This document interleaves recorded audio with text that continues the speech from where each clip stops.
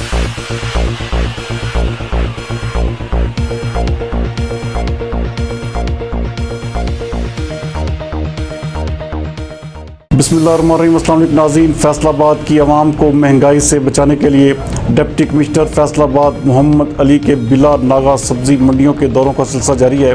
हमारे divisional bureau chief मियां एजाज असलम के मुताबिक इसी सिलसिले में उन्होंने सब्ज़ी मंडी गुलाम हमदाबाद का दौरा किया।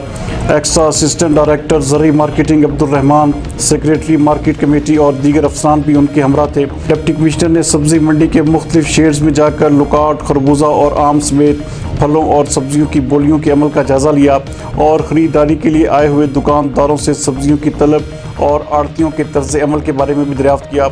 उन्होंने हिदायत की कि नीलामियों का तमाम अमल शफाफ और इंसदाद कोरोना इक़दाम को भी यकीनी बनाया जाए। डिप्टी कमिश्नर ने आलू, प्याज, टमाटर, लीमू और दीगर फलों और सब्जियों के स्टॉक की तफसीलात भी हासिल की और ख़रीदारी के लिए मौजूद ग्राहकों से भी कीमतों और मेयार के बारे में दरियाफ़्त किया। उन्होंने रेडी फरोशों के पास प्राइस लिस्ट की मौजूदगी का भी जायज़ा लिया और तंबीह की कि ओवर चार्जिंग से हर सूरत में गुरेज किया जाए। उन्होंने वाज़ेह किया कि मंडियों के दौरों का सिलसिला मुस्तकिल बुनियादों पर जारी रहेगा।